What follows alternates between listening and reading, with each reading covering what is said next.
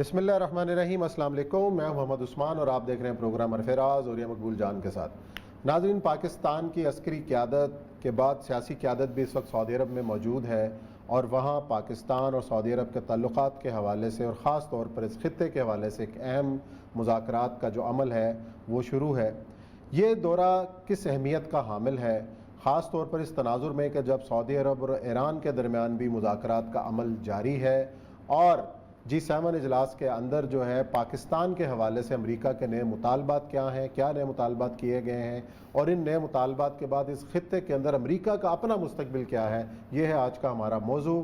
اور آج اس پروگرام کے اندر اہم ذکر کریں گے، اسلامی شرعی عدالت کے اندر ایک اہم کیس جو ہے وہ فائل ہوا ہے، اس کا ذکر ہوگا، لیکن پڑھتے ہیں اپنے پہلے موضوع کی جانب۔ اور یہ صاحب، یہ جو بھی ڈیولپمنٹ ہو رہی ہیں، خاص طور پر امریکہ کا افغانستان سے انخلا، اور اس کے بعد ہم نے دیکھا کہ سعودی عرب ایران کے مذاکرات شروع ہوئے ہیں، پاکستان اور سعودی عرب کے درمیان جو تعلقات میں ذرا سا کھچاؤ تھا اس میں بہتری آئی ہے، اور پاکستان کے جو چیف آف آرمی اسٹاف سعودی عرب میں ہیں، عمران خان صاحب بھی جانے والے ہیں۔ تو یہ جو ایک عمل شروع ہوا ہے، اس کے اندر ایک تو چین کا کردار کیا ہے، اس کے اوپر بات کریں گے، اور آنے والے وقت کے اندر خطے کے اندر پاکستان کی جو اہمیت ہے وہ کس حد تک بڑھنے والی ہے، اور پاکستان سے جو امریکہ مطالبات کر رہا ہے وہ کیا ہے۔ دیکھیں عثمان صاحب، دو لابیز امریکہ میں سب برابر چل رہی ہیں، اور دونوں کا اپنا اپنا ایک نقطہ نظر ہے۔ پہلی لابی وہ ہے جو کیمرن منٹر اور لوگوں کی لابی ہے، اور سارا بہت بڑے تھنک ٹینکس ہیں، وہ کہتے ہیں ریان سی کروکر بھی اس میں شامل ہے۔ ریان سی کروکر تھوڑا سا دوسری طرف ہے، ٹھیک ہے، یہ منٹر والے دو طرح کے انویسٹر ہیں پاکستان کے۔ جو پرانے انویسٹر نہیں، بڑی چیز ہیں یہ، بڑی تھنک ٹینک بہت بڑے بڑے بنتے ہیں۔ یہ لابی کہتی ہے کہ واگا سے لے کے ولنگٹن تک جو ہے یہ آپ سنبھالو اور پیچھے مڑ کے نہ دیکھو، اس لیے کہ اگر آپ نے پیچھے مڑ کے دیکھا تو نہ آپ یہاں کے رہیں گے اور نہ آپ وہاں کے رہیں گے۔ پاکستان کو اور افغانستان کو اور ایران کو، ان کو اپنے حال پہ چھوڑ دو۔ اگر آپ نے انڈیا کے ساتھ مل کے چائنا کو کنٹین کر لیا تو پھر تو ٹھیک ہو جائے گا۔ ٹھیک ہے۔ دوسری لابی کہتی ہے کہ چائنا کو کنٹین کرنے کو تو چھوڑو، اگر یہ پورے خطے سے آپ نکل گئے ایک دفعہ تو پھر اگلے 200 سال تک امریکہ یہاں گھس نہیں سکتا۔ دو تین چیزیں ہیں، وہ کہتے ہیں سب سے بڑی بات ہے کہ آپ نے کم از کم 40 سال کی دشمنی ایران کے ساتھ پالی ہوئی، اس کے ساتھ ساتھ آپ نے القاعدہ کے ساتھ 30 سال کی جنگ لڑ کے عراق کے اندر، شام کے اندر، سعودی عرب کے اندر، ان ساروں کے اندر عوام کو خلاف کر لیا ہوا ہے۔ حکومتیں آپ کے ساتھ ہیں، آپ کتنی دیر تک ان کو چلا سکیں گے؟ اور سب سے بڑی بات یہ ہے کہ یو اے ای اور یہ سارے لوگ جو ہیں یہ 50-50 60-60 لوگوں کو لے کے بیٹھے ہوئے قبیلے کے، باقی سارے 6-6 لاکھ 10-10 لاکھ 25-25 لاکھ باہر سے آئے ورکر، جنگ چھڑی ایک بھی وہاں نہیں رہے گا۔ اب دیکھیں 20-25 لاکھ تو یو اے ای کے، خدا نہ خواستہ گلف بند ہوتا ہے تو کون رہے گا وہاں پر؟ سارے اپنے اپنے چکوال میں اور کھاریم میں آ جائیں۔ وہ کہتے یہ ہیں کہ اس علاقے کے اندر جو ہے یہ جو پورا علاقہ جس میں تاجکستان ہو، جو گیس فیلڈز ہیں، یہاں پر پریزنس رکھو۔ اس پریزنس کے لیے بھی G7 کا ایک اجلاس ہوا تھا جس میں جے شنکر بھی گیا ہوا تھا۔ اس جے شنکر کے اجلاس کے بعد انہوں نے بیسیکلی امریکن جو فارن منسٹر، اور انہوں نے مطالبہ کیا کہ انڈیا نے تو ہمیں کر دیا ریفیوز۔ وہ کہتا ہے یا تو مجھے چین سے لڑا لو اور یا مجھے افغانستان میں پھنسا لو۔ تو آپ ایسے لڑا لو یا افغانستان میں پھنسا لو، پھنس جائے گا نا افغانستان۔ اب وہ کہتے ہیں کہ پاکستان خود بے شک کچھ نہ کرے، لیکن پاکستان ہمیں کم از کم 2 اڈے ضرور دے دے، جو پہلے بھی ان کے پاس تھے۔ 3 اڈے تھے، جو شمسی ایئرپورٹ تھا، جیکوب ایئرپورٹ تھا، دالبندی ایئرپورٹ تھا۔ اور جو 2004 کی رپورٹ ہے جو سینٹ کو پیش ہوئی تھی، انہوں نے کہا تھا کہ 57,000 دفعہ امریکی جہاز یہاں سے اڑے تھے اور انہوں نے طالبان پہ بم پھینکا تھا وہاں پر جا کے، اور یہ بہت بڑی چیز ہے جس میں 480 جو ہے قیدی بھی ہم نے پکڑ کے دیے تھے سر۔ اس کا خمیازہ آج تک ہم بھگت رہے ہیں۔ کل جو یوب میں جو انسیڈنٹ ہوا ہے، آپ سوچیں کہ اس یوب کے اندر صورتحال یہ ہے کہ آخری وہ جو ہے نا وہاں کی یوسف غنی وغیرہ، یہ آخری کوشش کر رہے ہیں کہ اس پورے علاقے کو ڈسٹیبلائز کرے اور امریکہ جو ہے وہ یہاں آ جائے۔ یہ کیوں ہو رہا ہے کہ امریکہ یہاں آ جائے، اور جب امریکہ یہاں آئے گا تو امریکہ آٹومیٹکلی طالبان کے ساتھ ان فائٹ ود ہوگا۔ تو کہتے یہ ہیں کہ یہ خطہ ڈسٹرب ضرور رہے جب ہم وہاں جنگ لڑ رہے ہوں، جیسے انہوں نے کمبوڈیا کے ساتھ کیا تھا۔ اب پاکستان کو اللہ کا واسطہ ہاتھ باندھ کے، ہم نے مشرف کے زمانے میں بھی کیا بات کی تھی، یعنی آپ اندازہ کریں کہ جس وقت مشرف کا جو آیا میں کوئٹہ میں تھا، سرینا ہوٹل جو کوئٹہ کا ہے، اس کے جو نیچے جو ہے نا ہال، اس میں بستر بچھے ہوئے تھے، دنیا جہان کی انٹیلیجنس ایجنسیز والے، دنیا جہان کے جرنلسٹ سارے وہاں پہنچے ہوئے تھے، ابھی امریکہ حملہ کرنے والا ہے۔ ہم یہاں رات کو جاتے تھے، گپے لگاتے تھے، ظاہر بات ہے ہمارا سال میرے ساتھ ایک ان کا یہ بھی معاملہ تھا کہ میں 88 سے مراد عمر کو جانتا تھا، تو بہت زیادہ انٹرسٹ ہو کے گفتگو کرتے تھے کہ کیا ہے، کیسے ہو سکتا ہے یہ وہ. تو وہ کہتے یہ تھے کہ پہلی بات تو یہ ہے کہ ہمیں یہ تصور دے دیا گیا ہے کہ یہاں پر امریکہ جب آئے گا تو یہاں پر پاکستان کی مرضی کی حکومت بنے گی. صحیح. ٹھیک، یہ پاکستانی والے کہتے تھے. تو ہم ان کو کہتے تھے یہ جو 300 بندہ یہاں بیٹھا ہوا ہے یہ تم پہ ہنستا ہے. کہتے آئیں گے ہم شمالی اتحاد کے کندھوں پہ سوار ہو کے اور حکومت بنائیں گے مشرف کے کہنے پہ. بچے کو وہاں پتہ تھا. اس وقت ہم کہتے ہیں کہ نہ کرو. اور اس میں جو سب سے بڑی بات ہے جو جارج ٹیننٹ کی کتاب ہے وارز کی، اس نے کہا کہ ہم پوری رات سوچتے رہے، ہم نے 7 لسٹ بنائی اور مشرف کو دیں گے کل صبح تو ان میں سے کچھ تو مان لے گا. تو 2 یا 3 ہمارا میکسیمم تھا. کہتے ہم نے وہ لسٹ اس کو سنائی تو اس کو ساتوں کے ساتھ مان گئے. اچھا. جس میں انٹیلیجنس شیئرنگ بھی اور سب. اب بھی اللہ کا واسطہ ہے ساتوں کے ساتھوں نہ مانیں. سب سے بڑے اول تو اس وقت چین نہیں تھا، اب چین ان کو ماننے بھی نہیں دے گا، کیونکہ چین کا مسئلہ یہ ہے کہ اگر امریکن اڈے موجود ہیں تو چین تو دیوسائی سر پہ آگے کھڑا ہوگا نا امریکہ اس کے، تو پھر تو سی پیک نہیں. سعودی عرب کا مسئلہ جو مسئلہ سعودی عرب کو اور ایران کو، انہوں نے سب سے پہلے ایران کو اپنے ساتھ ملایا. چین نے ایران سے $25 بلین کی وہ ایگریمنٹ جو تھا $24 بلین کا انڈیا کا کان سے پکڑ کے نکلوا دیا. چابہار والا جاؤ بنیا وہاں سے نکلا، ساری انویسٹمنٹ تھی، سب کچھ نکال دیا.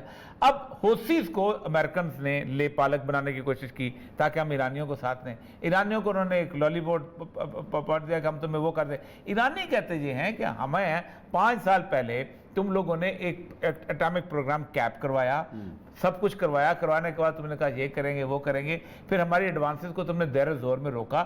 تم تو ٹرسٹورتھی نہیں ہو، امریکہ واقعی نہیں ہے. ایک تھنک ٹینک کہتا ہے کچھ ہو جائے.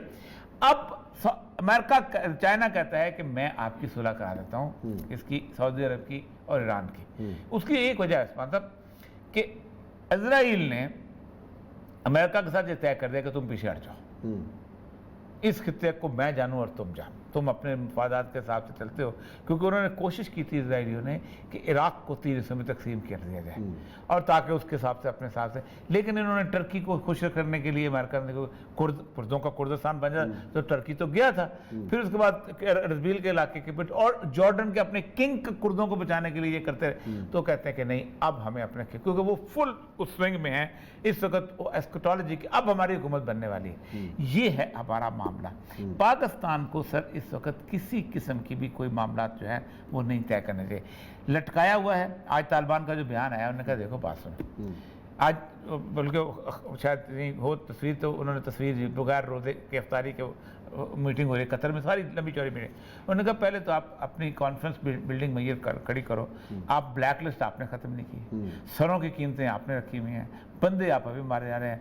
دنیا میں اس وقت ہیلمند کی جو چیک پوسٹ ہے اس سے امریکن پرچم اترنے اور امریکنز کے نکلنے کی تصویریں عام ہوئی. وہ اتنا والا سین بنا ہوا ہے. اچھا وہ بنا ہوا ہے. اور 100 دن مکمل ہونے پر آج جو بائیڈن صاحب نے خطاب کیا ہے، پاکستان کی بڑی تعریف کی ہے، پاکستان کی بھی تعریف کی تعریف میں نہ آ جائیں، اور افغان عمل کے حوالے سے پاکستان کے کردار کا ذکر کیا. اور ہمارے جو دوست ہیں طاہر جاوید صاحب ڈیموکریٹ پارٹی کے ہیوسٹن سے، وہ بھی اس میٹنگ میں شریک تھے اور انہوں نے بھی سوالات کیے جو بائیڈن سے، اور وہ بڑے خوش ہیں کہ جی انہوں نے پاکستان کے اس حوالے سے کردار کی بڑی تعریف کی ہے.